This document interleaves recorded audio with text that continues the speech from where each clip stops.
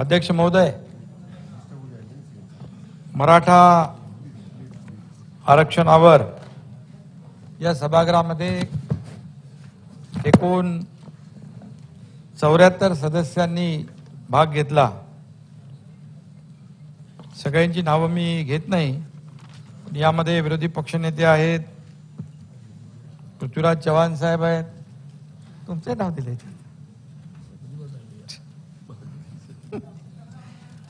आणि अशोक चव्हाण, नाना पटोले, बाळासाहेब थोरात, छगन भुजबळ, शिवेंद्रराजे भोसले, प्रकाश आंबेडकर, नितेश राणे, आशिष शेलार, सगळ्यांची नावं घेत नाही, चालेल ना? सर्व सन्माननीय सदस्य यांनी एकूण 17 तास 17 मिनिटं चर्चा केली। मी सर्वांनाच अध्यक्ष महोदय मनापासून या ठिकाणी धन्यवाद देतो। अतिशय सविस्तर चर्चा अतिशय महत्त्वाच्या विषयावर या सभागृहामध्ये झालेली आहे।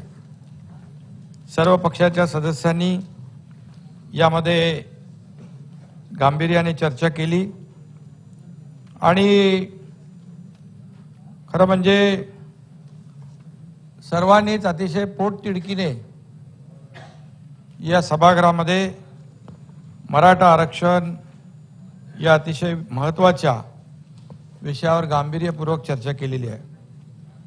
सर्वांची आपली भावना एकच आहे की मराठा समाजाला आरक्षण मिळालं पाहिजे, आणि म्हणून आपली जशी सगळ्यांची भावना तशी मुख्यमंत्री म्हणून माझी देखील पहिल्या दिवसापासूनची भावना आणि इच्छा मी देखील व्यक्त केलेली आहे। मराठा समाजाला आरक्षण देताना ओबीसी समाज किंवा अन्य कुठल्याही समाजाच्या आरक्षणाला धक्का न लावता मराठा समाजाला कायद्याच्या चौकटीत आणि टिकणारं आरक्षण मिळालं पाहिजे, ही आपल्या सगळ्यांची भावना आहे। ज्या समाजानं एकीकडं पिढ्यानपिढ्या शेती करून अब्जावधी लोकांची पोटं भरली आणि दुसरीकडे आपल्या देशासाठी मातृभूमीसाठी देखील जीवाची बाजी लावली, हे अनेक उदाहरणातून आपण पाहिलेलं आहे। आणि म्हणून जय जवान जय किसान ही घोषणा हा समाज प्रत्यक्षात जगला आहे। अध्यक्ष महोदय, छत्रपती शिवाजी महाराजांच्या आशीर्वादानं या मराठा समाजानं महाराष्ट्राच्या विकासात मोठं योगदान दिलेलं आहे।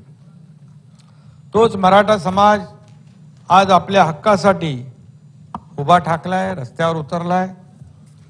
आर्थिक शैक्षणिक आघाड्यांवर या समाजाच्या पदरी मागासले पण पडलेला आहे।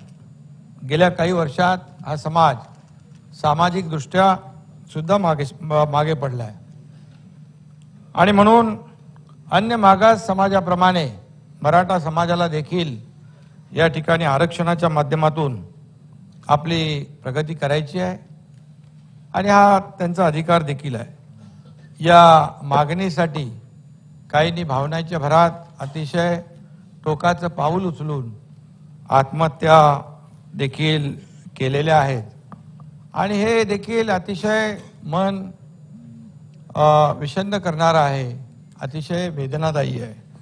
आणि म्हणून कुणालाही हे परवडणारं नाही, आणि आपल्या सगळ्यांच्याच भावना यासाठी एकच आहेत। राज्यातल्या इतर सर्व समाजाशी मिळून मिसळून मराठा समाजानं आजवर महाराष्ट्राची सांस्कृतिक सामाजिक बांधिलकी आणि बांधणी देखील घट्ट केलेली आहे। यामध्ये महाराष्ट्राच्या विकासाला मी मगाशी म्हटल्याप्रमाणे मोठा हातभार देखील लागलेला आहे। पण गेल्या काही दिवसापासून राज्यातील सामाजिक जे वातावरण आहे, जे काही आपली संस्कृती आहे, आपली परंपरा आहे, हे दूषित करण्याचा देखील प्रसंग या ठिकाणी घडलेत, आणि तशा प्रकारचे प्रयत्न होताना आपण पाहतोय। कुठल्याही दोन समाजामध्ये तेढ निर्माण होणं हे राज्याच्या दृष्टीने चांगलं नाही आणि भूषणावं देखील नाही आहे. याबाबत आपल्या सगळ्यांचं एकमत आहे. पुरोगामी महाराष्ट्राला हे तर अजिबात न परवडणारं आहे आणि न शोभणारही आहे. आणि म्हणून महाराष्ट्रामध्ये कुठंही तणाव वाढणार नाही याची काळजी राज्यकर्त्यांनी, त्याचबरोबर आपली सगळ्यांची, विरोधी पक्ष काय, सत्ताधारी काय, आपण सर्व लोकप्रतिनिधी जे आहोत, आपली सगळ्यांचीच ही जबाबदारी आहे. आणि ती जबाबदारी आपणही आणि समाजाने आजवर घेतलेली आहे.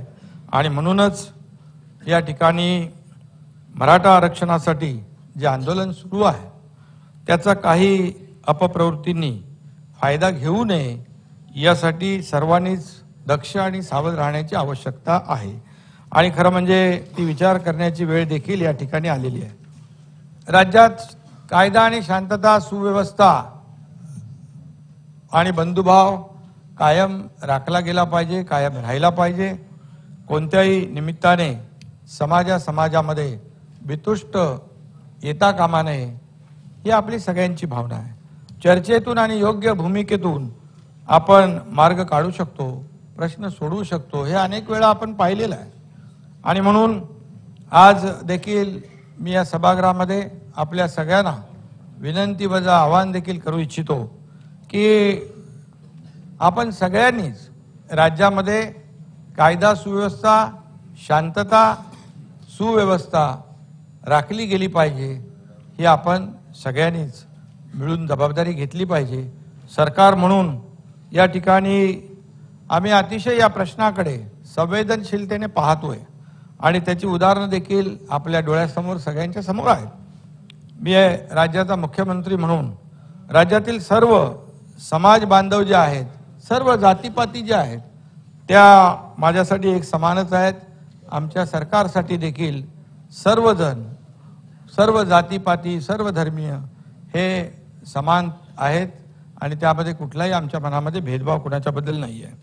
प्रत्येक समाज घटकाला राज्याच्या प्रगतीमध्ये त्याचा योग्य तो वाटा मिळाला पाहिजे अशी जशी समाजाची धारणा आहे तशी सरकारची देखील धारणा आहे आणि आपली देखील तशीच धारणा आहे. त्यामध्ये वेगळं मत कोणाचं असण्याचं काही आवश्यक कारण नाही. आज मराठा समाजाला प्रगतीसाठी आरक्षण देण्याची गरज निर्माण झाली आहे. ते आरक्षण देण्यास सरकार कटिबद्ध आहे हे मी अनेक वेळा सांगितलेलं आहे.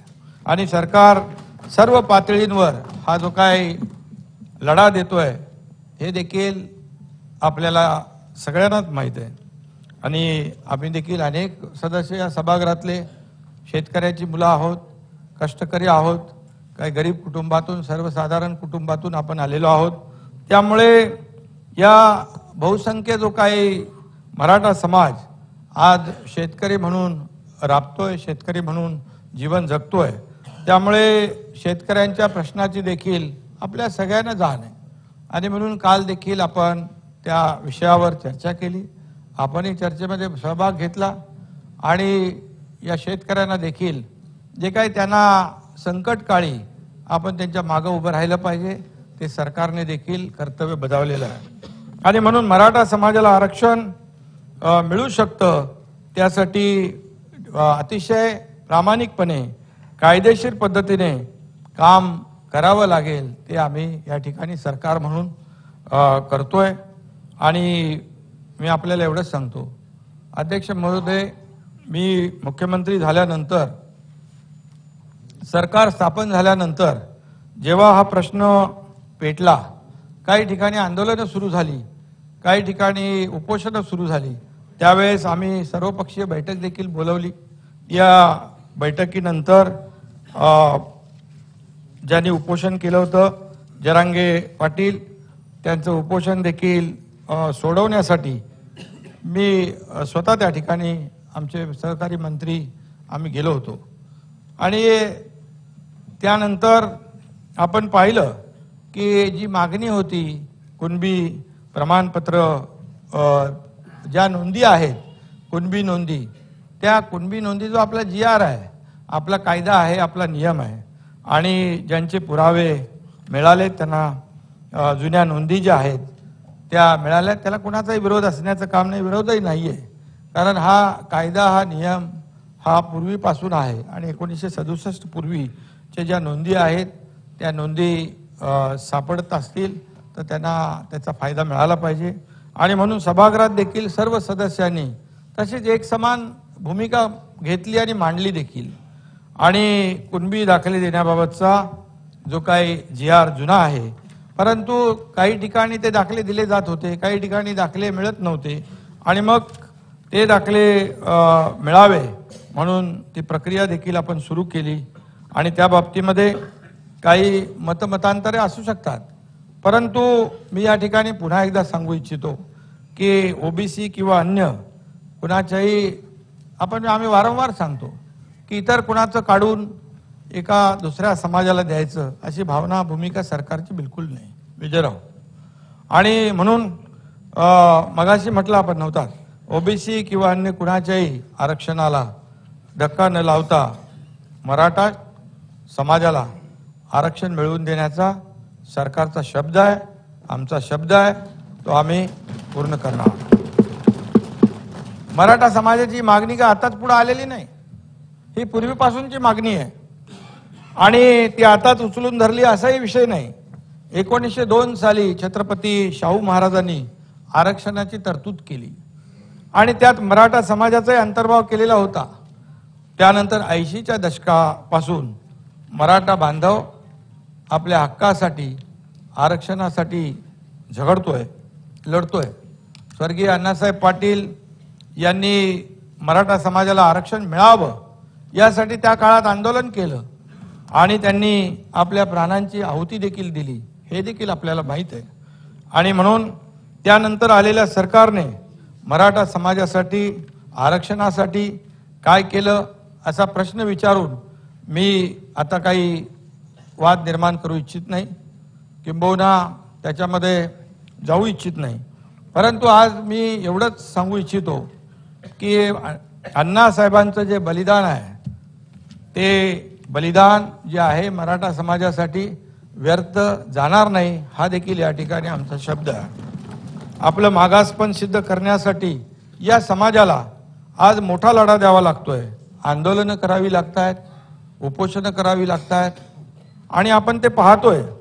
शेतीत आणि सहकारात राबणाऱ्या मराठा समाजातून आजवर अनेक नेते, लोकप्रतिनिधी सत्तेत आले, मोठेही झाले, नावारूपाला आले, पण त्यांना मराठा समाजाच्या मागण्या मान्य करून त्यांना न्याय देण्याची देखील मोठी संधी होती.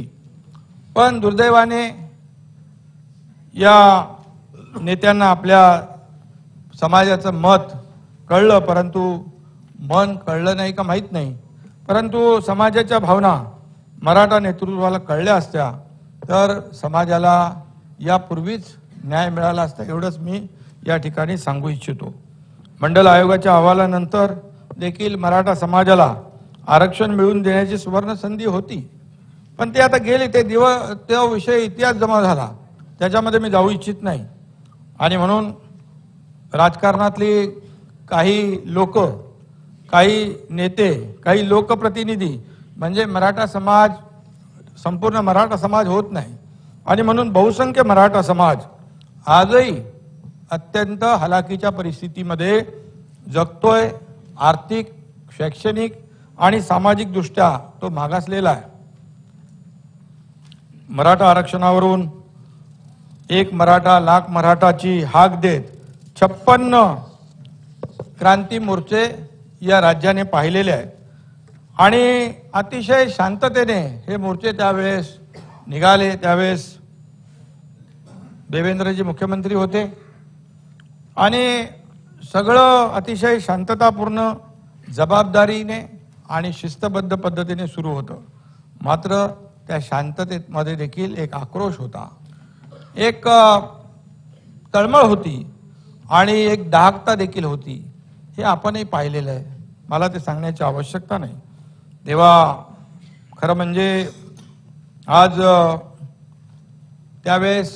त्यावेळची आंदोलनं, त्यावेळचे मोर्चे, त्यावेळची ती संख्या हे आपण सगळ्यांनी पाहिलेलं आहे. पण त्यावेळेस देखील आपण पाहिलं की आपण सगळ्यांनीच एकमताने सगळ्यांचं एकमत होतं आणि आपण या सर्वोच्च सभागृहातून आपल्याला आणि राज्यातील जनतेला मी मगाशी आवाहन केलंय आणि आताही सांगू इच्छितो की मराठा समाजाला टिकणारं आरक्षण, कायद्याच्या चौकटीत बसणारं आरक्षण मिळालं पाहिजे, ही भावना आपल्या सगळ्यांची आहे. इतर समाजाचा अधिकार न डावलता तो अधिकार त्याला मिळाला पाहिजे, त्यावर त्यांचा जो नैसर्गिक हक्क आहे तो देखील या ठिकाणी डावलता कामा नये. ही भूमिका सरकारची आहे, आपल्या सगळ्यांची आहे. अन्य कुणावरही अन्याय न करता मराठा समाजाला आरक्षण देण्यासंदर्भातली जी कारवाई आहे ती सुरू झालेली आहे आणि त्या काळात देखील मी राजकारण करू इच्छित नाही, परंतु ते मोर्चे निघाले, त्यालाही काही लोकांनी त्या काळात गालबोट लावण्याचा प्रयत्न केला. मूक मोर्चा होता, त्याला काही मुका मोर्चा म्हणून हिणवण्याचा देखील प्रयत्न त्या काळात झाला. ही वस्तुस्थिती आहे. कारण अतिशय शिस्तीने त्याचं सगळीकडे राज्यात नाही देशभरामध्ये त्या मोर्चांचं कौतुक झालं की आंदोलनाचं कौतुक झालं. लाखो लोक एकत्र येऊन देखील कुठल्याही परिस्थितीमध्ये कुठल्याही कायदा सुव्यवस्था किंबहुना कुणालाही आपल्यामुळे त्रास होणार नाही याची काळजी घेऊन हे सगळे मोर्चे झालेले आहेत. आणि म्हणून आज मी एवढंच सांगतो की या मराठा समाजाच्या आंदोलनाचा गैरफायदा कुणी घेता कामा नये आणि त्याच्यावर राजकीय पोळी भाजण्याचा कुणी प्रयत्न करता कामा नये. हे जसं आमचं मत आहे तसं तुमचंही आहे. आणि म्हणून मुळामध्ये जे आरक्षण त्या काळामध्ये आपण देवेंद्रजी मुख्यमंत्री असताना 16% आरक्षण दिलं, कायदा केला, भावना त्यांच्या लक्षात घेऊन आपण तो निर्णय घेतला. हायकोर्टमध्ये ते आपण टिकवलं, परंतु दुर्दैवाने सुप्रीम कोर्टामध्ये ते रद्द झालं. ही वस्तुस्थिती आहे. आणि म्हणून यामध्ये त्या काळात देखील रद्द झाल्यानंतर आपण पाहिलं त्यामध्ये नंतर देखील आंदोलनं झाली. गेल्या सरकारमध्ये छत्रपती संभाजीराजेंनी देखील आझाद मैदानवर आमरण उपोषण केलं. त्यांच्याशी चर्चेला मी गेलो होतो. माझ्यावर काही मंत्री होते, तेव्हा काय मी मुख्यमंत्री नव्हतो, मंत्री म्हणूनच आम्ही गेलो होतो, नगर विकास मंत्री होतो. आणि मराठा आरक्षणासाठी जे जे काही करता येईल ते करू असा शब्द देखील त्यांना आम्ही त्यावेळेस दिला होता. आणि तो शब्द आता पूर्ण करण्याची जबाबदारी आता आपल्यावर आलेली आहे. सत्तेवर आल्यानंतर लगेच ऑगस्ट 2022 मध्ये विधिमंडळ अधिवेशनात अधिसंख्य पदांची निर्मिती जी आहे ती निर्मिती व निवड केलेल्या उमेदवारांच्या नियुक्तीबाबत आपण कायदा केला. 21 सप्टेंबर 2022 रोजी GR काढून अध्यक्ष महोदय त्याची अंमलबजावणी देखील सुरू केली. त्यावेळेस देखील आपण जे सिलेक्शन झालं होतं, परंतु त्यांना नियुक्त्या मिळाल्या नव्हत्या. परंतु ते मागच्या सरकारमध्ये तो निर्णय घेतला गेला नव्हता. परंतु सरकार आमचं आल्यानंतर आम्ही जवळपास 1553 जणांना, त्याचबरोबर 2000 विद्यार्थ्यांना नोकरीमध्ये रुजू करून घेतलं. एकूण 4053 जणांना शासकीय सेवेमध्ये आम्ही त्या काळात सामावून घेतलं. ही मोठी गोष्ट आहे. अधिसंख्य पदं आणि त्यांची अपेक्षा होती. अशोकरावांना माहीत आहे तो विषय. आणि जे आमचे ज्येष्ठ सहकारी चंद्रकांत दादा च्या अध्यक्षतेखाली 4 ऑक्टोबर 2022 रोजी मराठा आरक्षण आपली जी काय मंत्रिमंडळ उपसमिती स्थापन करून या समितीने आपलं काम देखील सुरू केलं. मराठा आरक्षण व इतर सर्व निर्णय घेण्याचे अधिकार या समितीला आम्ही दिले. आणि 5 डिसेंबर 2022 रोजी या मंत्रिमंडळ उपसमितीला मदत करण्यासाठी विशेष सल्लागार समितीची देखील आपण स्थापना केली. त्यामध्ये आपले प्रवीण दरेकर, भरत गोगावले, योगेश कदम, नरेंद्र पाटील यांचा देखील समावेश त्यामध्ये केला. हे मी आवर्जून सांगू इच्छितो की या 2-2.5 महिन्यात शासनाने एकतर्फी निर्णय घेतलेले नाहीत, तर सर्व पक्ष संघटना यांना सुद्धा मराठा समाजासाठीचे निर्णय घेताना विश्वासात घेतलेला आहे। माझ्या अध्यक्षतेखाली जवळपास अध्यक्ष महोदय 10 बैठका झाल्या। आम्ही दोन्ही उपमुख्यमंत्री होते। उपसमितीच्या 12 बैठका झाल्या दादा, बरोबर आहे ना? आणि मुख्य सचिवांच्या अध्यक्षतेखाली 2 बैठका, सल्लागार मंडळाच्या 7, अशा एकूण 30 बैठका या काळामध्ये घेतल्या गेल्या। सर्वपक्षीय बैठका देखील घेतल्या। त्या बैठकीमध्ये देखील अनेक ज्येष्ठ लोकप्रतिनिधी होते, पवारसाहेब देखील आले होते। आणि मनोज जरंगे पाटील यांनी जालन्यातल्या अंतरवाली येथे उपोषण सुरू केलं। मी मगाशी म्हटलं त्याला त्या बाबतीमध्ये की उपोषण सोडवण्यासाठी सरकारने प्रामाणिक प्रयत्न केले। काही आपले तज्ज्ञ लोक होते, त्यांनाही आम्ही पाठवलं। आणि शेवटी आज लोकभावना लक्षात घेऊन सरकार कुठेही आपला इगो किंवा ताठर भूमिका सरकारने कधीच घेतली नाही। सरकारने गिरीश महाजन इकडे आहे आणि शासन प्रामाणिकपणे नेहमी प्रत्येक म्हणजे मराठा समाजात नाही, ओबीसी समाजाचे आंदोलन जिकडे होती, धनगर समाजाचे आंदोलन जिकडे होती, आपले आदिवासी समाज काही ठिकाणी होता, टोकरे कोळी समाजाचे आंदोलन होती, तर या ठिकाणी आमचे मंत्री स्वतः या ठिकाणी जाऊन त्यांची उपोषणं सोडवण्याचं काम केलं। तेव्हा कुठेही असं मनामध्ये आम्ही कशाला जायचं ही भूमिका कधी ठेवली नाही। फेब्रुवारी 2023 मध्ये मुंबईत झालेल्या मराठा आरक्षण आणि कुणबी प्रमाणपत्रांची जी काही भूमिका स्पष्ट केली, त्यामध्ये मग आंदोलनानंतर कुणबी प्रमाणपत्रांची मागणी ऐरणीवर आली। 7 सप्टेंबर 2023 रोजी निवृत्त न्यायमूर्ती संदीप शिंदे यांच्या अध्यक्षतेखाली सरकारने एक समिती नेमली। मराठवाड्यातील मराठा कुणबी मराठा जात प्रमाणपत्र नोंदी पाहून देण्याची कार्यपद्धती आपण निश्चित केली। तज्ञ समितीची नियुक्ती केली। निजामकालीन पुरावे असतील, वंशावळी असतील, शैक्षणिक पुरावे असतील, महसुली पुरावे असतील, निजामकालीन करार असतील, त्यावेळच्या सनदी असतील, राष्ट्रीय दस्तावेज या पुराव्यांची तपासणी कशी करायची हे या समितीने एक कार्यपद्धती ठरवली। आणि त्या शिंदे समितीस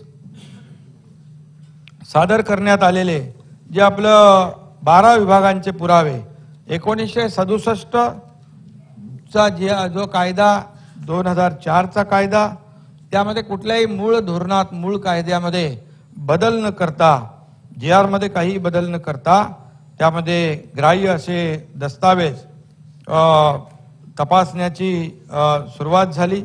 आणि त्यामध्ये मोठ्या प्रमाणावर खासरा पत्रक, पाहणी पत्रक, कुळ नोंदवही, नागरिकांचे राष्ट्रीय रजिस्टर, गावाची खाणेसुमारी, सातबारा, जन्ममृत्यू नोंदवही, असे अनेक जे पुरावे आहेत, ज्या पुराव्यामध्ये जातीचा उल्लेख केला जातो ते पुरावे तपासण्याचं काम या ठिकाणी केलं।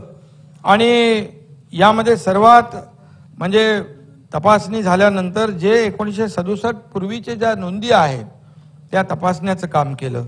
आणि त्यामध्ये सर्वात महत्त्वाचं म्हणजे हे सर्व जे पुरावे आहेत, ही सर्व कागदपत्र आहेत, हे आपण पब्लिक डोमेनवर ठेवायला देखील सांगितले।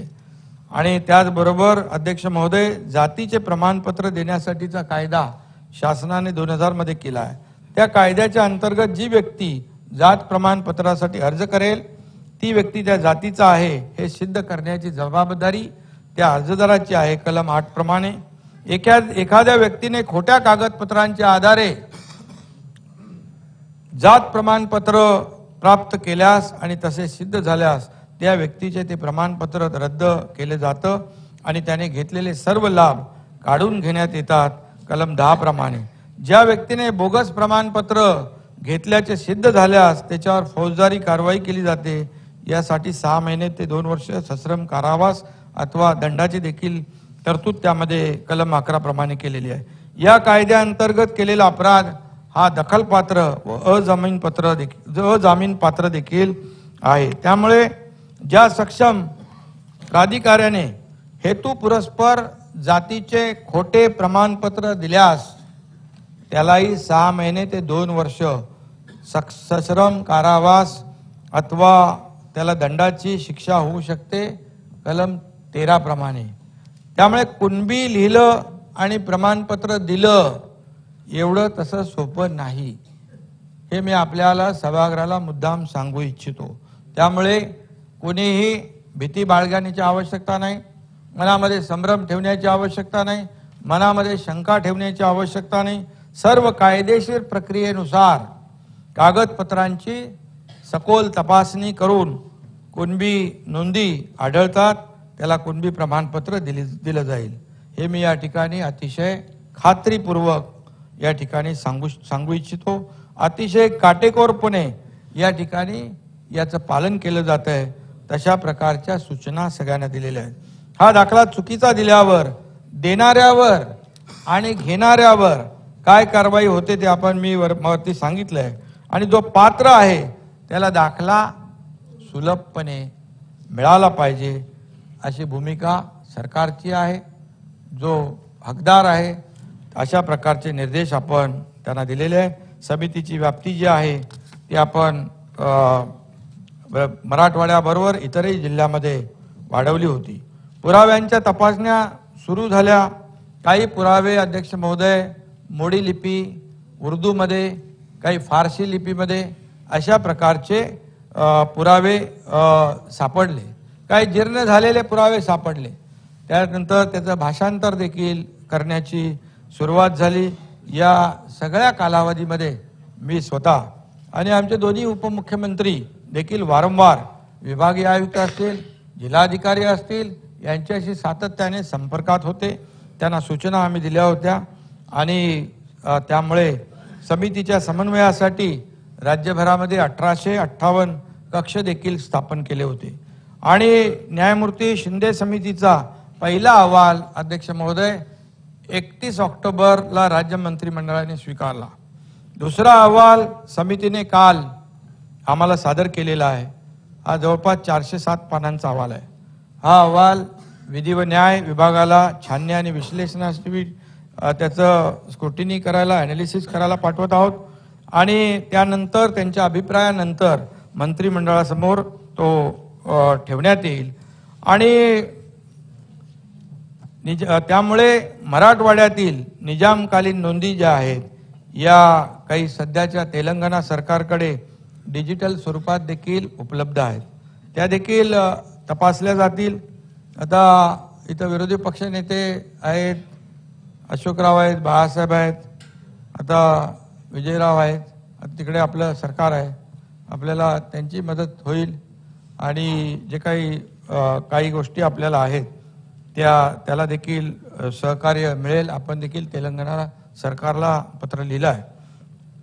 आणि अध्यक्ष महोदय न्यायमूर्ती शिंदे यांच्या अहवालातील शिफारसीनुसार या ठिकाणी ज्यांच्या नोंदी आढळलेल्या आहेत त्याप्रमाणे प्रमाणपत्र वेबसाईटवर अपलोड केली जात आहेत। म्हणजे अतिशय ट्रान्सपरंट आपण ती सिस्टीम ठेवलेली आहे, कुणालाही बघता येईल। त्याच्यामध्ये असंही कुणाला वाटलं बाबा यांनी जातीचा दाखला खोटा केला आहे त्याच्यावर तक्रार करण्याचे देखील अधिकार त्या कायद्यामध्ये आहेत। आणि त्यामुळे न्यायमूर्ती शिंदे यांच्या समितीने मराठवाड्यात आणि इतरही जिल्ह्यामध्ये चांगलं काम केलेलं आहे आणि त्यामुळे बऱ्यापैकी नोंदी देखील सापडत आहेत। ज्यांच्या नोंदी सापडतील त्यांचा हक्क जो आहे कुठेही डावलला जाणार नाही, पण खोटं प्रमाणपत्र कुणालाही घेण्याचा अधिकार नाही, तो दिला जाणार नाही। जर पात्र व्यक्तींवर कुणी अन्याय करत असेल तर देखील अध्यक्ष महोदय संबंधित अधिकाऱ्यांवर संबंधितांवर कारवाई देखील केली जाईल। तसेच हे दाखले देण्याच्या प्रक्रियेत जर कुठं गैरव्यवहार जर आपल्याला पाहायला मिळाला, पात्र नसतानाही दाखले देण्याचे प्रकार कुठे निदर्शनास आले तर त्यांच्यावर देखील कठोर कारवाई केली जाईल। कारण JR आपला आहे जुना, परंतु काही भागामध्ये ते मिळत होते दाखले, परंतु काही भागामध्ये ते दाखले मिळत नव्हते। त्यासाठी लोकांना चक्रा मारायला लागत होतं, वन भटकावं लागत होतं आणि म्हणून शासनाने पुढाकार घेऊन या ठिकाणी ही समिती नेमली आणि त्यामध्ये काही बऱ्याच लोकांना यामध्ये त्याचा लाभ झालेला आहे। सर्व समाज घटकांसाठी असलेल्या संस्थांच्या कार्यक्रम आणि योजनांमध्ये समानता असली पाहिजे अशी अनेक सदस्यांची भावना होती आणि म्हणून सर्वांना समान न्याय मिळेल या दृष्टीने अध्यक्ष महोदय बार्टी, सारथी, महाज्योती, TRTI, अमृत या संस्थांच्या कार्यक्रम योजनांमध्ये एक समानता आणण्याचा निर्णय देखील आमच्या सरकारने घेतलेला आहे आणि अपर मुख्य सचिवांच्या अध्यक्षतेखालील समिती याबाबत नियोजन करते आहे। प्रत्येक संस्था त्यांचा वार्षिक कृती आराखडा तयार करून तो समितीसमोर मान्यतेसाठी ठेवेल। या संस्था विविध घटकांसाठी सामाजिक, आर्थिक आणि शैक्षणिक उपक्रम राबवत आहेत। त्याचप्रमाणे फेलोशिप, विद्यार्थ्यांसाठी स्पर्धा परीक्षा तयारी, पोलीस आणि सैन्य भरती प्रशिक्षण, कौशल्य विकास, संशोधन आणि प्रशिक्षण, वसतिगृहामध्ये प्रवेश, न मिळालेल्या विद्यार्थ्यांना देण्यात येणारा निर्वाह भत्ता, स्वाधार, स्वयं आधार अशा वेगवेगळ्या योजना या ठिकाणी राबवण्यात येत आहेत। PhD फेलोशिप योजनेत बार्टी, सारथी आणि महाज्योतीमध्ये प्रत्येकी 200 विद्यार्थी तर TRTI मध्ये 100 विद्यार्थ्यांचा समावेश करण्यात आला आहे। सारथी वाढवायचे ना, सारथीसाठी 300 कोटी रुपये तर बार्टीसाठी 300 कोटी रुपये, महाज्योतीसाठी 533 कोटी रुपये निधी आतापर्यंत दिला आहे। UPSC, MPSC स्पर्धा परीक्षांचे प्रशिक्षण, परदेश शिष्यवृत्ती, स्वाधार, स्वयं निर्वाह भत्ता या सर्व योजनांचा लाभ अध्यक्ष महोदय समान न्याय यांना मिळेल आणि असा सरकारने निर्णय घेतलेला आहे। हे कोणामध्ये काही भेदभाव करण्याचं काम सरकार करत नाही। मराठा समाजाला आरक्षण मिळवून देणं हे शासनाचं कर्तव्य आहे, सर्वोच्च उद्दिष्ट आहे। पण त्याशिवाय या समाजातील युवकांना सक्षम करणं, त्यांना मुख्य प्रवाहात आणणं, त्यांना रोजगार, स्वयंरोजगार मिळेल हे पाहणं यासाठी आम्ही तातडीने पावलं उचलली। सारथी संस्थेमार्फत PhDच्या फेलोशिप योजनेअंतर्गत मराठा समाजाच्या 2109 विद्यार्थ्यांना 97 कोटी वितरित केले। सारथीकडून प्रशिक्षण घेतलेल्या शेकडो विद्यार्थ्यांची राज्य आणि केंद्रीय सेवामध्ये निवड झाली। त्यात UPSC द्वारे 51 विद्यार्थी निवडले गेले, त्यात 12 IAS झाले, 18 IPS झाले, 8 IRS झाले, 1 विद्यार्थी भारतीय विदेश सेवेत निवडला, 2 विद्यार्थी इंडियन फॉरेस्ट सर्व्हिसमध्ये आणि 10 विद्यार्थी इतर केंद्रीय सेवेमध्ये निवडले गेले। आणि म्हणून अध्यक्ष महोदय राज्यात महाराष्ट्र लोकसेवा आयोगाद्वारे घेण्यात आलेल्या विविध स्पर्धा परीक्षांद्वारे क्लास 1 आणि क्लास 2 पदांवर गेल्या वर्षी 304 विद्यार्थ्यांची निवड झाली। सोलापूरच्या मसला खुर्द येथील शशिकांत नरवडे या एका बस कंडक्टरचा मुलगा IFS झाला, तर नगर जिल्ह्यातला मंगेश खिल्लारी हा तरुण IPS झाला। चालू वर्षामध्ये सारथीचे 1067 विद्यार्थी महाराष्ट्र लोकसेवा आयोगामधून उत्तीर्ण झाले। UPSC साठी दिल्ली आणि पुण्यात 500 विद्यार्थी सारथीकडून प्रशिक्षण घेत आहेत। 17 विद्यार्थी IBPS मध्ये उत्तीर्ण झाले असून यामध्ये काही जण स्टेट बँकेत देखील कामावर लागले, रुजू झाले। अशा अनेक सक्सेस स्टोरी आहेत ज्या इतरांना देखील प्रेरणादायी ठरू शकतात। आणि म्हणून अध्यक्ष महोदय मराठा समाजाच्या 75 विद्यार्थ्यांना परदेशी शिष्यवृत्तीचा लाभ दिला असून त्यासाठी 21 कोटी रुपयांची तरतूद केली आहे। मागील वर्षी 32,539 विद्यार्थ्यांना छत्रपती राजाराम महाराज सारथी शिष्यवृत्तीद्वारे 31 कोटी रुपये वितरित केले। या वर्षी 44,102 विद्यार्थ्यांना 42 कोटी मंजूर केले आहेत।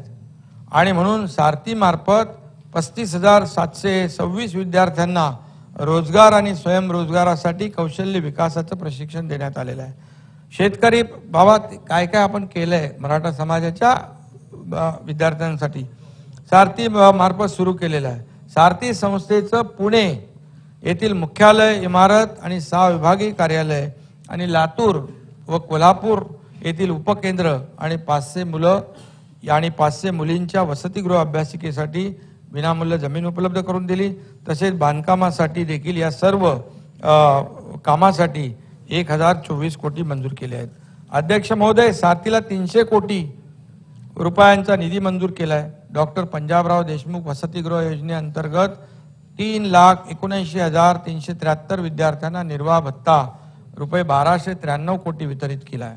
मराठा समाजाच्या विद्यार्थ्यांना स्वाधार योजनेप्रमाणे निर्वाह भत्त्यात भरीव वाढ करण्याचा देखील निर्णय घेतला। त्यानुसार प्रति विद्यार्थी प्रतिवर्ष 60,000, महानगराच्या ठिकाणी 51,000, विभागीय मुख्यालयाच्या ठिकाणी 43,000, जिल्ह्याच्या ठिकाणी आणि 38,000 रुपये तालुक्याच्या ठिकाणी निर्वाह भत्ता दिला जातोय। विद्यार्थ्यांच्या बँक खात्यामध्ये डीबीटीद्वारे वितरित हे सर्व करण्यात येणार आहे। राजश्री छत्रपती शाहू महाराज शिक्षण शुल्क शिष्यवृत्ती योजनेअंतर्गत आजपर्यंत 17,54,494 विद्यार्थ्यांना व्यावसायिक शिक्षणासाठी देखील आपण मदत केलेली आहे। अध्यक्ष महोदय, अण्णासाहेब पाटील मागास आर्थिक विकास महामंडळामार्फत मराठा समाजातील 72,144 जणांना 5,380 कोटी बँकेतून कर्ज मंजूर झालं आणि त्यावरील बँकेतून कर्ज मंजूर झालं त्यावरचं व्याज जे आहे 592 कोटी, जो व्याजाचा परतावा तो शासनाने जबाबदारी घेतलेली आहे। महामंडळाकडून 35 गट प्रकल्पांना 3,35,00,000 रुपये कर्ज वितरित केलंय। सारथी आणि महामंडळाच्या विविध योजनांमधून अनेक उद्योजक देखील घडलेले आहेत आणि म्हणून त्या फक्त नोकऱ्या मागणारे हात होऊ नका, नोकऱ्या देणारे हात व्हा, असं आमचे बाळासाहेब सांगायचे आणि त्याप्रमाणे अनेक लोक या ठिकाणी उद्योजक देखील झालेले आहेत आणि म्हणूनच मराठा समाजातल्या शेतकरी मुलांना देखील शेतकऱ्यांना देखील मोठ्या प्रमाणावर आपण जे यंत्रसामुग्री आहे, ट्रॅक्टर, मी त्याच्या डिटेलमध्ये जाऊ इच्छित नाही, परंतु महामंडळाने देखील या कंपन्यांसोबत MOU केलाय आणि या तरुणांना देखील उद्योगामध्ये आणण्याचं काम या ठिकाणी होतंय। अध्यक्ष महोदय, आपण मराठा समाजाबरोबर OBC समाजासाठी देखील अनेक योजना केल्यात, त्या मी जास्त विस्तृतपणे या ठिकाणी सांगत नाही, परंतु राज्यातले इतर मागासवर्गीय OBC साठी जिल्हानिहाय 72 पैकी 52 वसतिगृह महिनाभरात सुरू होतात।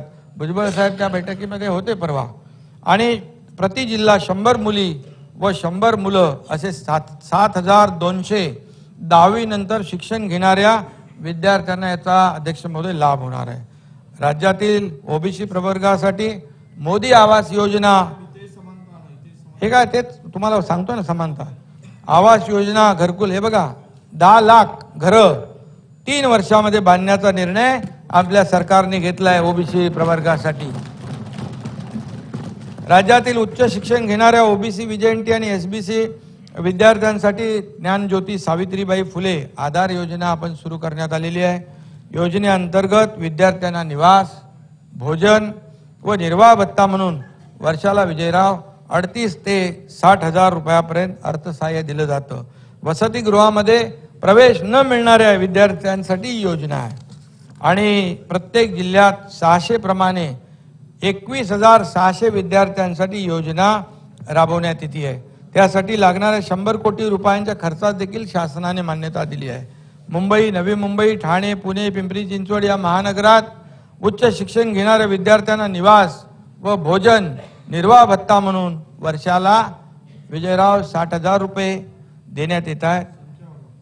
महसुली विभागीय शहरामध्ये क वर्ग महापालिका क्षेत्रात उच्च शिक्षण घेणाऱ्या विद्यार्थ्यांना 51,000 रुपये, जिल्ह्याच्या ठिकाणच्या शहरात विद्यार्थ्यांना 43,000 रुपये, तुम्ही समानता म्हणता नाही, तालुक्याच्या ठिकाणी 38,000 रुपये सारखं आहे।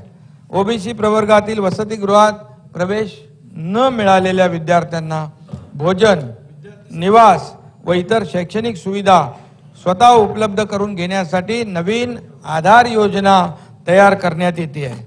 अध्यक्ष महोदय, विद्यार्थ्यांचे आधार क्रमांक संलग्न असलेल्या बँक खात्यामध्ये थेट रक्कम वितरित करण्यात येणार आहे। OBC विजयंती आणि या प्रवर्गातील गुणवंत मुला-मुलींना परदेशात उच्च शिक्षणासाठी शिष्यवृत्ती योजनेअंतर्गत विद्यार्थी संख्येमध्ये 50 वरून 75 संख्या वाढवलेली आहे आणि हा निर्णय आपण घेतलेला आहे। सावित्रीबाई फुले शिष्यवृत्ती योजनेच्या रकमेत 3 ते 4 पटीने वाढ केलेली आहे। ओबीसी महामंडळासाठी 20% बीज भांडवल, थेट कर्ज योजनेसाठी 5 कोटीची तरतूद, विविध राज्य आणि राष्ट्रीय महामंडळाच्या योजनात 35,938 लाभार्थ्यांनी 204 कोटी 68 लाख कर्ज वाटप त्यांना आपण केले आहे। 400 रेकॉर्ड आतापर्यंत 496 लाख। अरे विरोधी पक्ष नेते जे चांगलं केलंय त्याला चांगलं कधी बोलणार की नाही? आणि 496 लाभार्थ्यांना 1 कोटी 64 लाख व्याज परतावा देखील केलेला आपण व्याज परतावा देखील केलाय। संत काशीबा गुरव युवा आर्थिक विकास महामंडळ आणि जगज्योती महात्मा बसवेश्वर आर्थिक विकास महामंडळ या दोन्हीसाठी प्रत्येकी 50 कोटी भाग भांडवल देखील मंजूर केलेला आहे। अध्यक्ष महोदय, महात्मा ज्योतिबा फुले संशोधन व प्रशिक्षण संस्था महाज्योती नागपूर ही स्वायत्त संस्था आहे। महाराष्ट्रातील इतर मागासवर्ग, विमुक्त जाती, भटक्या जमाती व विशेष मागास प्रवर्गातील समाज घटकांच्या शैक्षणिक आणि सामाजिक आर्थिक विकासासाठी महाज्योती काम करते आहे। महाज्योतीतर्फे स्पर्धा परीक्षेसाठी विद्यार्थ्यांना प्रत्येक महिन्याला 13,000 विद्यावेतन देण्यात येते, तर 18,000 ते 12,000 इतका आकस्मिक निधी देखील देण्यात येतो। दिल्ली तसेच पुणे येथे UPSC, MPSC, set net, military भरती, MBAचं प्रशिक्षण देखील देण्यात येतं। अध्यक्ष महोदय, PhDला पाठवायचे आहेत असे 6,000 विद्यार्थी प्रशिक्षण घेत आहेत। विजयराव, UPSC साठी 50,000 रुपये प्रत्येक विद्यार्थ्याला अर्थसहाय्य करते, तर मुलाखतीकरिता 25,000 रुपये प्रति विद्यार्थी अर्थसहाय्य या ठिकाणी केलं जातं। UPSC मध्ये आतापर्यंत 34 विद्यार्थी यशस्वी झालेत। IAS, IPS, IRS मध्ये देखील या ठिकाणी MPSC मध्ये देखील 131 विद्यार्थी राज्यात विविध पदांवर काम करतात आपल्या ओबीसी प्रवर्गातील। केंद्र सरकार व राज्य शासनाच्या विविध परीक्षांमध्ये 566 उमेदवार यशस्वी झालेले आहेत। PhD करता एकूण 5 वर्षासाठी महाज्योती मार्फत अर्थसहाय्य करण्यात येतं। यात प्रत्येक विद्यार्थ्याला 5 वर्षासाठी 29,68,000 इतकं अर्थसहाय्य करण्यात येतं। एकूण 1884 विद्यार्थ्यांना विजयराव महाज्योती लाभ देते आहे। 148 विद्यार्थ्यांनी त्यांची PhD वेळेत पूर्ण केलेली आहे। ओबीसी, VJNT, SBC विद्यार्थ्यांना देखील उच्च दर्जाचं कौशल्य विकास प्रशिक्षण देखील देण्यात येतं। अध्यक्ष महोदय, केंद्र सरकारची कंपनी असलेल्या Indo German tool room, CIPET आणि विविध सेक्टर स्किल काउन्सिल मार्फत हे प्रशिक्षण दिले जातं। सन 2022-23 मध्ये महाज्योतीने 6,875 उमेदवारांना प्रशिक्षण दिलं। त्यातील 6,235 उमेदवारांना रोजगाराची संधी मिळाली। विजयराव, यावर्षी 19,664 उमेदवारांचं प्रशिक्षण सुरू आहे। आपण मगाशी म्हणालात विद्यार्थ्यांची संख्या। महाज्योतीने छत्रपती संभाजीनगर, पुणे, नाशिक या विभागामध्ये प्रादेशिक कार्यालय सुरू केलेली आहेत। नागपूर येथील देखील महाज्योतीचं मुख्यालय इमारत व सुसज्ज प्रशिक्षण केंद्र उभारण्याकरता देखील मान्यता देण्याची कारवाई सुरू आहे। त्याचबरोबर अध्यक्ष महोदय, या ठिकाणी थोडक्यामध्ये मी या धनगर समाजासाठी देखील 140 कोटींची तरतूद केली आहे। सरकारने धनगर समाजाच्या विद्यार्थ्यांना दरवर्षी 5,500 विद्यार्थ्यांना इंग्रजी माध्यमांच्या नामांकित निवासी शाळांमध्ये शिक्षण देण्यात येते आहे। 16,350 विद्यार्थ्यांना आज लाभ मिळतोय आणि धनगर समाजासाठी 10,000 घरकुलं देखील सरकारने बांधण्याचा निर्णय घेतला आहे। 2,888 लाभार्थ्यांना लाभ देखील दिलेला आहे। 25,000 घरकुल नव्याने आपण बांधण्याचा निर्णय घेतलेला आहे। धनगर समाजातील मॅट्रिकोत्तर शिक्षण घेणाऱ्या गुणवत्ताधारक विद्यार्थ्यांसाठी नवी मुंबई, पुणे, छत्रपती संभाजीनगर, नाशिक, नागपूर व अमरावती या महसूल विभागाच्या मुख्यालयांच्या ठिकाणी प्रत्येकी 100 विद्यार्थी, 100 विद्यार्थिनी क्षमतेचे प्रत्येकी 6 वसतिगृह बांधण्याचा निर्णय घेतला आहे। नाशिकच्या वसतिगृहासाठी रुपये 43 कोटी 52 लाख किमतीस देखील मान्यता दिलेली आहे। शासकीय वसतिगृहांमध्ये प्रवेश न मिळालेल्या धनगर समाजातील विद्यार्थ्यांसाठी स्वयं योजना आपण सुरू केली आहे। विद्यार्थ्यांना यासाठी भरीव अर्थसहाय्य देखील दिलं जात आहे। धनगर समाजासाठी न्यूक्लियस बजेट योजना आपण राबवत आहोत। यंदासाठी 10 कोटी निधीची तरतूद देखील केलेली आहे। केंद्र शासनाच्या स्टँड अप इंडिया योजनेअंतर्गत धनगर समाजातील नवउद्योजक महिलांच्या 15% कर्जाची रक्कम शासन भरत आहे आणि म्हणून धनगर समाजासाठी कृषी व पदुम विभागाच्या विविध योजनांचा देखील त्यांना लाभ देण्यात येतोय। स्पर्धा परीक्षेला बसण्यासाठी परीक्षा शुल्कात आर्थिक सवलत देण्याची योजना देखील राबवण्यात येते आहे। 11 कोटी 9 लाख तरतूद पुरवणी मागणीद्वारे देखील पुरवणी मागण्यात आपण केलेली आहे। धनगर समाजाच्या उन्नतीकरिता राबविण्यात येणाऱ्या योजनांचे संनियंत्रण करण्यासाठी एक शक्ती प्रदत्त समिती देखील स्थापन आपण केलेली आहे अध्यक्ष महोदय। आणि परवा झालेल्या बैठकीमध्ये सगळे लोक आले होते, त्यांच्या देखील काही मागण्या होत्या। त्यामध्ये देखील शेळी मेंढी जे आहे त्यांचा होणारा मृत्यू, त्यांना चराईसाठी येणाऱ्या अडचणी त्या देखील आपण दूर केल्यात आणि शेळ्या मेंढ्यांसाठी देखील सरकारने विम्याचं कवच जाहीर केलेलं आहे। हे देखील एक आपण नवीन निर्णय या ठिकाणी घेतला आहे। आणि अध्यक्ष महोदय, आज आपण जो SCBC जो कायदा आपण केला होता त्याचं मी या ठिकाणी विश्लेषण थोडक्यात करू इच्छितो। राणे समितीने केलेल्या शिफारशीनुसार शिफारशीनुसार 2014 मध्ये शैक्षणिक संस्था आणि शासकीय नोकऱ्यांमध्ये आरक्षणाचा निर्णय झाला। न्यायालयाने त्याला स्थगिती दिली। त्यानंतर निवृत्त न्यायमूर्ती मारुती गायकवाड यांच्या अध्यक्षतेखाली राज्य मागासवर्ग आयोगाला मराठा समाजाचे सामाजिक व शैक्षणिक मागासलेपण तपासण्याचा निर्णय झाला आणि ते तपासून अहवाल सादर करण्याची विनंती करण्यात आली होती। त्या आधारे नोव्हेंबर 2018 मध्ये आरक्षण लागू करण्यात आलं आणि मराठा आरक्षणासाठी त्यावेळेस तत्कालीन मुख्यमंत्री देवेंद्र फडणवीस जी यांनी नेटाने आणि प्रामाणिक प्रयत्न केले होते आणि आजही ते तशाच प्रकारचे प्रयत्न या ठिकाणी मराठा समाजाला आरक्षण मिळण्यासाठी करतात।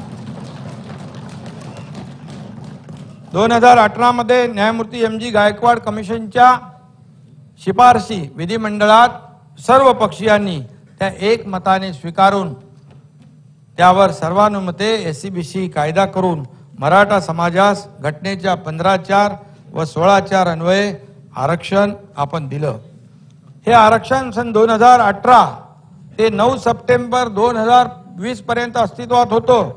अध्यक्ष महोदय, मुंबई उच्च न्यायालयात आव्हान दिल्यानंतर तिथेही ते आरक्षण आपण टिकवलं। सर्वोच्च न्यायालयामध्ये आव्हान दिलं असता त्यास पहिल्या टप्प्यात स्थगिती मिळालेली नव्हती। अध्यक्ष महोदय, सर्वोच्च न्यायालयाच्या घटनापीठाने 5 मे 2021 रोजी निकाल देऊन SCBC कायदा रद्द केला आणि त्यामुळे मराठा समाजाला शिक्षणामध्ये 12% आणि नोकऱ्यामध्ये 13% मिळालेलं आरक्षण जे आहे रद्द झालं। दुर्दैवाने मला इथं नमूद करावंसं वाटतं की त्यावेळी झालेल्या सुनावण्यांमध्ये अतिशय निवडक व मर्यादित माहिती न्यायालयापुढे ठेवली गेली आणि मी आता काही कोणावर टीका करू इच्छित नाही आणि मला याच्यात राजकारणही करायचं नाही, परंतु त्यावेळेस जो पूर्ण तपशील मराठा समाज मागास कसा आहे हे आरक्षण देताना आपण त्या गोष्टी सगळ्या व्यवस्थित हायकोर्टमध्ये मांडल्या होत्या। दुर्दैवाने सुप्रीम कोर्टामध्ये तशा प्रकारच्या तसं नीट मांडलं गेलं नाही आणि म्हणून यामध्ये राज्य मागासवर्ग आयोगाच्या अहवालीतील पूर्ण तपशील, तथ्य आणि सर्व प्रकारचा जो डेटा होता कोर्टासमोर व्यवस्थितपणे मांडण्याची आवश्यकता होती। मराठा समाजाचं मागासलेपण सिद्ध करण्यासाठी अतिशय महत्त्वाचे ठरू शकतात असे पुरावे जे आहेत, ऊस तोडणी कामगार अहवाल, घरेलू महिला कामगार, डबेवाले, हमाल माथाडी कामगार, विविध जिल्ह्यातील जिल्हाधिकाऱ्यांच्या मार्फत संकलित केलेले आत्महत्याग्रस्त शेतकऱ्यांची माहिती, त्याचा अहवाल, जनसुनावणी अहवाल, असे विविध अहवाल, तसेच अहवालासोबतची अनेक कागदपत्रे व्यवस्थितपणे माननीय सर्वोच्च न्यायालयापुढे मांडणं आवश्यक होतं, परंतु त्यावेळेस ज्या पद्धतीने मांडण्याची गरज होती ते मांडली गेली नाही. परंतु आता खरं म्हणजे आपण आता एकत्र आहोत सगळे या विषयावर, त्यामुळे यामध्ये मी कुणी दुनी काढू इच्छित नाही, टीका टिप्पणी करू इच्छित नाही. आपल्याला एक सगळ्यांचा उद्देश एकच आहे, वेगवेगळा नाही आहे. आणि म्हणून आज थोडक्यात मध्ये मी काय बोललो, आता डिटेलमध्ये माझ्याकडे आहे ते बोलू का इकडे? ते मला बोलायचं नाही, समजलं की नाही? चांगलं आहे आपल्याला. आणि म्हणून नाना भाऊ बोलू. थोडक्यात मागील सरकारने या प्रकरणातील न्यायालयीन प्रक्रिया जेवढी गांभीर्याने घ्यायला पाहिजे होती तेवढी गांभीर्याने घेतली गेली नाही. माननीय सर्वोच्च न्यायालयाने मराठा समाजाचे शासकीय व निमशासकीय सेवेतील प्रतिनिधित्व नक्की करताना खुल्या प्रवर्गाबरोबर तुलना करून मराठा समाजाचे प्रतिनिधित्व नक्की करण्याची पद्धत वापरली. या पद्धतीनुसार मराठा समाजाचे प्रतिनिधित्व काढताना मराठा समाजाची तुलना एकूण 48% असलेल्या खुल्या प्रवर्गाशी केली गेली. त्याचा आधार घेत मराठा उमेदवारांचे शासकीय सेवेतलं अध्यक्ष महोदय प्रतिनिधित्व 33% असल्याचं नमूद केलं. त्यावेळेस खुलासा करणं आवश्यक होतं, परंतु त्यामुळे मराठा समाजाचं शासकीय व निमशासकीय सेवेमध्ये पुरेसं प्रतिनिधित्व असल्याचा निष्कर्ष काढला गेला होता. आणि जर त्यांनी 100% पद्धत वापरली असती तर 16% आरक्षणाचा निर्णय जो सरकारने घेतला होता तो टिकला असता, एवढंच मला सांगायचं आहे. आणि त्यामुळे अनेक त्याच्यामध्ये हे कारण आहे महत्त्वाचं, आणि अनेक दुसरी कारणं आहेत. आणि त्यामुळे मराठा समाजावर त्यावेळेस अयोग्य पद्धतीमुळे अन्याय झालेला आहे. बापट कमिशनने मागासलेपणाबाबतचा जो काही ढोबळ निष्कर्ष काढला त्यामुळे देखील मराठा समाज त्यावेळेस आरक्षणापासून वंचित झाला. त्यानंतर मात्र नियुक्त केलेल्या भाटिया कमिशनने मधल्या काळात काही ठोस काम केलं नाही. नंतरच्या राणे समितीने आरक्षणाचा निर्णय घेतला, मगाशी म्हटलं मी, त्याला स्थगिती मिळाली. आणि गायकवाड समितीने सखोल अभ्यासाअंती मराठा समाज मागास असल्याचा अहवाल सादर केला. या अहवालाच्या आधारे युती सरकारने आरक्षणाचा निर्णय घेतला. आणि मगाशी म्हटल्याप्रमाणे सर्वोच्च न्यायालयात या निर्णयाला आव्हान दिल्यानंतर गायकवाड समितीचा जो अहवाल होता त्या न्यायालयापुढे प्रभावीपणे मांडणं आवश्यक होतं. आणि त्यामुळे मराठा समाज जे बापट आयोगाचा निष्कर्ष होता पुढारलेला आहे आणि तो निष्कर्ष ग्राह्य ठरवून न्यायालयाने मराठा आरक्षण त्यावेळेस रद्द केलं. या निकालानंतर महाविकास आघाडी सरकारने नेमलेल्या न्यायमूर्ती श्री दिलीप भोसले यांच्या अध्यक्षतेखाली समितीने जून 2021 मध्ये आपला अहवाल राज्य शासनाकडे सादर केला. सर्वोच्च न्यायालयामध्ये रिव्ह्यू पिटिशन दाखल करावी. सर्वोच्च न्यायालयाने मराठा आरक्षण रद्दबातल करताना जे निष्कर्ष नोंदवले आहेत त्यासाठी समितीने नव्याने राज्य मागासवर्ग आयोग गठीत करून फेर सर्वेक्षण करावे. नव्याने संख्यात्मक व गुणात्मक माहिती संकलित करून ती रिव्ह्यू पिटिशन मध्ये सादर करावी अशा शिफारशी या समितीने केल्या होत्या. त्यावर मागील सरकारने गतीने कार्यवाही करायला पाहिजे होती, मात्र ठीक आहे जाऊ द्या, ते काय झालं ते सोडून द्या. अखेर ती आमचं सरकार आल्यानंतर सुरू केली आणि महायुतीच्या सरकारने याबाबत सर्वोच्च न्यायालयात क्युरेटिव्ह पिटिशन दाखल केलं. आणि यामध्ये मागील सरकारच्या काळात किंबहुना ज्या त्रुटी राहिल्या होत्या त्या राहणार नाहीत याची पूर्णपणे काळजी सरकारच्या वतीने घेतली जात आहे. याखेरीज सर्वोच्च न्यायालयाने जो क्युरेटिव्ह पिटिशन जे आहे त्याच्यामध्ये ओपन कोर्ट हिअरिंगला त्यामध्ये त्यांनी म्हटलंय लिस्टिंग करू आणि प्रोसेसमध्ये ऐकू. एक विंडो ओपन झालेली आहे. एक सुदैवाने एक आशा जी आहे किंवा एक पॉझिटिव्ह जे आहे मराठा समाजाच्या बाबतीमध्ये एक तशा प्रकारचा निर्णय झालाय आणि सर्वोच्च न्यायालयाने अध्यक्ष महोदय ओपन कोर्ट हिअरिंगला अनुमती दिल्यास राज्य मागासवर्ग आयोगातर्फे अधिकचं सर्वेक्षण करून डिटेलमध्ये त्याद्वारे संकलित झालेली स्टॅटिस्टिकल व इम्पिरिकल डेटा सह अधिकचे सर्वेक्षण व त्याद्वारे संकलित झालेली माहिती जी आहे ही सादर करण्यात येईल. मराठा आरक्षणाच्या बाजूने युक्तिवाद करण्यासाठी राज्य सरकारच्या वतीने सिनियर काउन्सिलची फौज जी आहे ती उभी केली आहे. ज्येष्ठ विधिज्ञ हरेश साळवे, मुकुल रोहतगी, तुषार मेहता, आत्माराम नाडकर्णी, परमजीत सिंग पटवालिया, विजयसिंग थोरात, अनिल साखरे, शेखर जगताप, वैभव सुबदरे, अक्षय शिंदे आदींचा त्यामध्ये समावेश आहे. अध्यक्ष महोदय, उच्च न्यायालयात मराठा आरक्षणाची बाजू सक्षमपणे मांडणाऱ्या विधी तज्ज्ञांचाही या कामे त्यांची मदत घेतली जाईल, ज्यांनी हायकोर्टमध्ये आरक्षण टिकवण्यासाठी मदत केली होती आणि म्हणून त्यासाठी आम्ही टास्क फोर्स देखील स्थापन केलेला आहे. अध्यक्ष महोदय, यामध्ये उच्च न्यायालय आणि सर्वोच्च न्यायालय आणि इतर न्यायालयीन पातळीवरही मराठा समाजाचं आरक्षण कसं टिकून राहील याबाबत शासनाला कायदेशीर सल्ला मार्गदर्शन करण्यासाठी निवृत्त न्यायाधीश दिलीप भोसले यांच्या अध्यक्षतेखाली समिती नेमली आहे. या समितीमध्ये निवृत्त न्यायाधीश मारुती गायकवाड, न्यायाधीश संदीप शिंदे यांचे सल्लागार मंडळ नियुक्त केले. त्यांच्याशी सुद्धा सातत्याने संवाद सुरू आहे.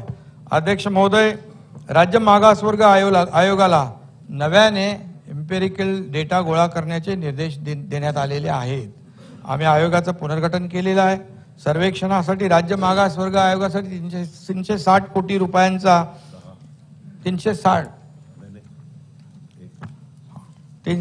कोटी रुपयांच्या निधीची पुरवणी मागण्यांमध्ये देखील अध्यक्ष महोदय तरतूद केलेली आहे. आयोगाच्या पुण्यातील कार्यालयातील वाढीव जागा देखील त्यांना दिलेली आहे.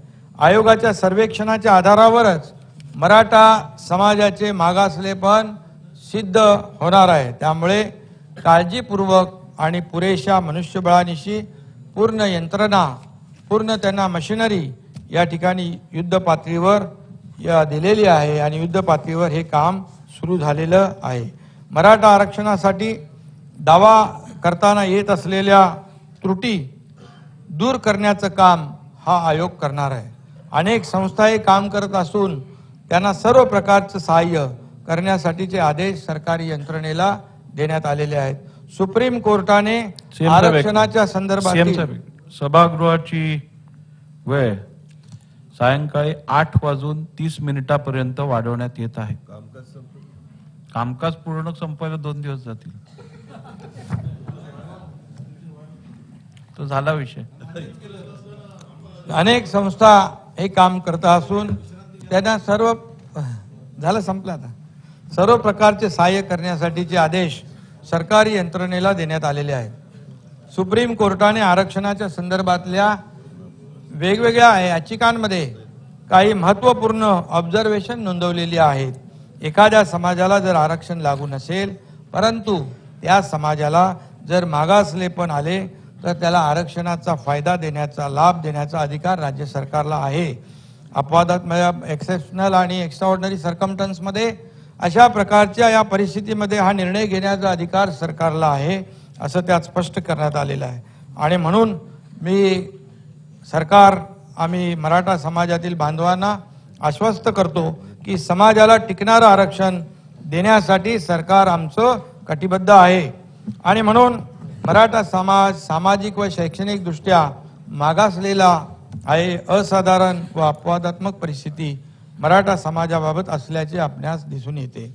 या सभागृहाला मी सांगू इच्छितो की मराठा समाजामध्ये ऊसतोड कामगार, मजूर, माथाडी, हमाल, डबेवाले, मोलमजुरी करणारे, घरकाम करणारे, नाक्यावर काम करणारे अल्पभूधारक पहिली मोठी जागा होती, कुटुंब वेगवेगळं झालं, अल्पभूधारक झाले, स्थलांतरित आहेत, वीट कामगार आहेत, शिक्षणापासून वंचित असलेले, आत्महत्या शिक्षणापासून वंचित केलेले लोक विद्यार्थी आहेत, आत्महत्या केलेल्या शेतकऱ्यांमध्ये देखील अध्यक्ष महोदय मराठा समाजाची संख्या मोठी आहे, 40% आहे. भूमिहीन, अल्पभूधारक, दारिद्र्य रेषेखाली सुमारे 37% मराठा समाजाची संख्या आहे. पूर्णपणे शेतीवर अवलंबून आणि शेती निसर्गावर अवलंबून कायम नैसर्गिक आपत्तीला बळी पडलेला समाज, पक्क घर नसलेला, झोपडपट्टीत राहणारा, घरात स्नानगृह व स्वच्छतागृह नसलेला, दुष्काळी भागातील शेतकरी, दुर्गम अतिदुर्गम भागात राहणारे, वाडी वस्तींवर, डोंगर भागामध्ये पायथ्याला रस्ते नसलेले अशा ठिकाणी देखील हा मराठा समाज राहतो. आपण पाहिलं इथे आपले भरत गोगावले आहेत, तुमचं तळीये गाव कुठं, ते पार डोंगराच्या एका कडेकपारीत होतं आणि लँडस्लायडिंग झालं, अख्खं ते कोण, हेच होते ना समाज, मराठा समाजच होता. आणि अशा अनेक ठिकाणी असे आपण उदाहरणं देऊ शकतो. आणि म्हणून या ठिकाणी मी अध्यक्ष महोदय मेन स्ट्रीम मध्ये म्हणजे त्यांनी त्यांचं एक ऑब्झर्वेशन जे आहे, मुख्य प्रवाहाच्या बाहेर पडलेला समाज, डोंगर दऱ्या खोऱ्यामध्ये राहणारा समाज आणि दुर्गम भागात मराठा समाज राहतोय. आणि म्हणून याची उदाहरणं अनेक आहेत, मी ती देऊ इच्छित नाही. आणि म्हणून दारिद्र्य रेषेखाली देखील अनेक जण आहेत, लोकसंख्या वाढली आहे, कुटुंब वाढली, परिणामी जमिनीचे तुकडे झाले, मी आता म्हटलंय. आणि म्हणून यामध्ये मुलांचं शिक्षण, राहायला पक्क घर, मुलाबाळांचं लग्न असे अनेक प्रश्न मराठा समाजाच्या समोर आवासून उभे आहेत. यातही निसर्गही आपला इसका अधूनमधून दाखवतो. सर्व मार्ग खुंटल्यावरच माणूस टोकाचा विचार करतो. तशीच परिस्थिती मराठा समाजातील युवा वर्ग शेतकऱ्यांवर ओढवली आहे. ही अपवादात्मक आणि अत्यंत संवेदनशील परिस्थिती आहे. आणि म्हणून काही लोक आत्महत्या करतात, आत्महत्या करू नये अशा प्रकारचं आवाहन सरकारने अनेक वेळा आम्ही केलंय. आणि म्हणून मराठा समाजातील पात्र मराठा कुणबी मराठा जात प्रमाणपत्र देण्याची जी पद्धत आहे त्या बाबतीत मी मगाशी सांगितलेलं आहे. आणि आता सुप्रीम कोर्टाने आरक्षण रद्द केल्यानंतर रिव्ह्यू पिटिशन देखील फेटाळलंय. मात्र आता क्युरेटिव्ह पिटिशनच्या माध्यमातून एक मगाशी मी आपल्याला म्हटलं, एक विंडो ओपन झाली, आशेचा किरण या ठिकाणी उपलब्ध झालेला आहे. आणि त्यामुळे यामध्ये राज्य मागासवर्ग आयोगाच्या माध्यमातून मराठा समाज मागासलेला आहे हे सिद्ध करण्यासाठी देखील युद्ध पातळीवर आपण काम करतोय. आणि त्यासाठी संपूर्णपणे यंत्रणा पूर्णपणे त्यांना मदत करते आहे. सुप्रीम कोर्टाने आरक्षण रद्द करताना ज्या त्रुटींवर बोट ठेवलं त्या दूर करण्याच्या प्रयत्नावर देखील आपण भर देतोय. आणि आताच मी म्हटलं की जे मुख्य प्रवाह बाहेरचे त्यांनी म्हटलंय मेनस्ट्रीम, फारफ्लंग, डिस्टंट असे त्यांचं विश्लेषण केलं. हा एक मुद्दा आहे त्यांच्या ऑब्झर्वेशन मधला. आणि त्याच्यावर देखील आपण हा जो आयोग आहे त्यांना विनंती आम्ही केलेली आहे. मराठा समाजाला टिकणारा आणि कायद्याच्या चौकटीत बसणारं आरक्षण मिळवून देण्याचा हा देखील एक पर्याय आहे. त्यामुळे राज्य सरकार तिथं देखील आपली सर्व शक्ती पणाला लावतीये आणि तिथून देखील आपल्याला दिलासा मिळू शकतो. राज्य मागासवर्ग आयोग महिनाभरामध्ये आपला अहवाल सादर करेल आणि त्यानंतर त्याचं अवलोकन केलं जाईल. आणि त्यामध्ये अवलोकन करून मराठा समाजाला आरक्षण देण्यासाठी मी आपल्याला अध्यक्ष महोदय सांगू इच्छितो, सभागृहाला सांगू इच्छितो की आवश्यकतेनुसार हे जे राज्य मागासवर्ग आयोगाचा अहवाल आल्यानंतर फेब्रुवारीमध्ये विधिमंडळाचं विशेष अधिवेशन बोलवून आवश्यकतेनुसार मराठा समाजाला आरक्षण दिलं जाईल. आणि हे मराठा समाजाला आरक्षण देताना इतर कुठल्याही समाजावर अन्याय होणार नाही याची खात्री देखील मी या ठिकाणी देऊ इच्छितो. ओबीसी समाजाच्या आरक्षणाला धक्का न लावता मराठा समाजाला टिकणारं, अनेक वेळा आम्ही बोलतो तरी सुद्धा काही संभ्रम, शंका कोणी या ठिकाणी मनात लोकांच्या निर्माण होतात, त्या होऊ नयेत. आणि म्हणून मराठा समाजाला टिकणारं आणि कायद्याच्या चौकटीत बसणारं आरक्षण देण्यात येईल. त्यासाठी जे जे काही करता येईल ते सर्व करण्याची जबाबदारी आमची आहे.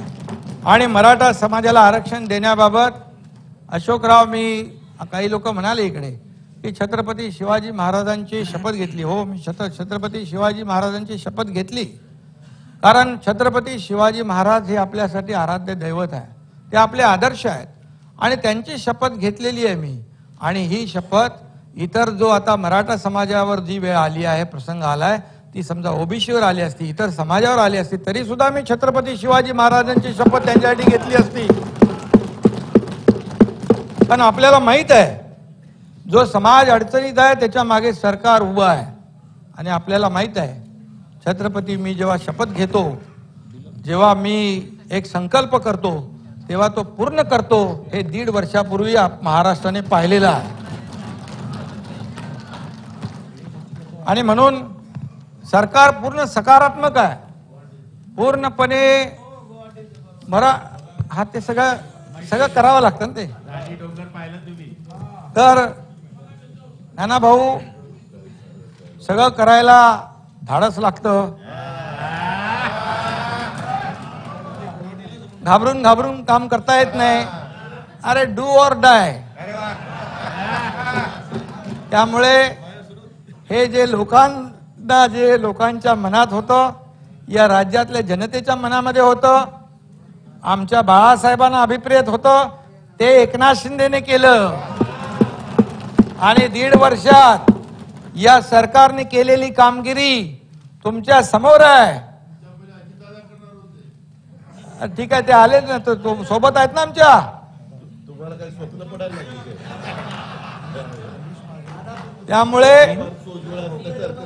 त्यामुळे नाना भाऊ बघा, अजितदादांनी काय सांगितलं, या देशाचे आदरणीय प्रधानमंत्री मोदी साहेब या देशाचं या ठिकाणी नेतृत्व करतायत. आणि त्यामुळे या ठिकाणी आम्ही त्यांच्याबरोबर अरे बोलू दे ना, बोलू द्या. आणि म्हणून विकासाबरोबर अजितदादा आलेले आहेत. आणि म्हणून मी आपल्याला सांगू इच्छितो की जे आपण कुणाच्याही मनामध्ये संभ्रम बिलकुल राहता कामा नये. कुणबी ज्या नोंदी आहेत, या 1967 पूर्वीच्या कुणबी नोंदी आहेत. पुन्हा एकदा मी सांगतो, ज्या नोंदी जुन्या सापडलेल्या आहेत, त्यांच्या ब्लड रिलेशनमध्ये जे लोक असतील त्यांना आपल्याला त्याचा फायदा मिळेल. असं कोणी काहीतरी सांगताय एकाला मिळाल्यावर 500 लोकांना मिळणार, परंतु हे जिकडे मिळतच नव्हते दाखले, त्या जस्टिस शिंदे साहेबांनी जे काम केलं त्याच्यामुळे मिळायला लागल्या. आणि तुम्हाला मी सांगतो, मी पहिले अगोदरही सांगितलं, कुणाला न्याय देताना कुणावरही अन्याय होणार नाही. आणि आम्ही सरकार म्हणून आमची सगळी जबाबदारी आहे. आणि म्हणून मी आंदोलनकर्ते जे आहेत, म्हणजे ओबीसी मधले असतील, आपले मराठा समाजाचे जरांगे पाटील असतील, यांना देखील माझं नम्र आव्हान आहे की सरकार एवढं पॉझिटिव्ह आहे, सरकारने काम केलेलं आपल्या समोर आहे. सरकार नकारात्मक भूमिकेत पहिल्या दिवसापासून नव्हतं, नाहीतर मग सरकार म्हणून काही लोक आमच्यावर देखील टीका करतात, सरकारने हे करायला नको होतं, ते करायला नव्हतं. परंतु आम्ही कुठलाही इगो मनामध्ये ठेवला नाही. छोटा माणूस आहे का मोठा माणूस आहे, नाही तर मुख्यमंत्री, मंत्रिमंडळ अतिशय जेव्हा ज्या ठिकाणी आवश्यकता आहे त्या ठिकाणी गेलेला आहे, तिथला विषय जो सोडवलेला आहे. आणि म्हणून आज आपण पाहतोय की एक टप्पा आपण पुढे चाललोय, या 2 टप्पे आपल्याकडे बाकी आहेत. आणि त्याच्यातून देखील मराठा समाजाला, पुन्हा एकदा मी सांगतो, मराठा समाजाने देखील यामध्ये सरकारची जी काही कामगिरी आहे, सरकारचे जे काही प्रयत्न आहेत, सरकारने जी जबाबदारी घेतलेली आहे की मराठा समाजाला टिकणारं, कायद्याच्या चौकटीत बसणारं आरक्षण दिल्याशिवाय सरकार स्वस्थ बसणार नाही, यावर विश्वास ठेवला पाहिजे. आणि यावर विश्वास ठेवून आपण जे काही आंदोलनं आहेत, ती आंदोलने देखील या ठिकाणी राज्यामध्ये कायदा सुव्यवस्था, कायदा नाही, माझं कंप्लीट झाल्यावर कायदा सुव्यवस्था नाही. बसून घ्या त्यांचं चालू आहे. झालं रिप्लाय चालू आहे. झालं. नाही, reply चालू आहे. खाली बसा. अशोकराव, एक मिनिट, एक नाही, मिनिट. खाली बसा, खाली बसा. कायदा सुव्यवस्था अबाधित खाली राहील बसा. याची काळजी सरकार घेतच आहे, परंतु विरोधी पक्षाची आपली जबाबदारी आहे आणि या राज्यातल्या जनतेची जबाबदारी आहे. कायदा सुव्यवस्था राखणं ही आपली जबाबदारी आहे. आणि म्हणून मी आंदोलन करताना पुन्हा एकदा आवाहन करतो की सरकारच्या कामावर आपण विश्वास ठेवा. आपल्याला न्याय सरकार देणार आहे, हा आमचा शब्द आहे. धन्यवाद. जय हिंद, जय महाराष्ट्र. देश विदेशातील प्रत्येक घडामोडींचे लाईव्ह अपडेट मिळवण्यासाठी आता साम टीव्हीच्या सर्व सोशल मीडिया प्लॅटफॉर्मला लाईक, फॉलो आणि सबस्क्राईब करा. तसंच सर्व नोटिफिकेशनसाठी बेल आयकॉन प्रेस करायला विसरू नका.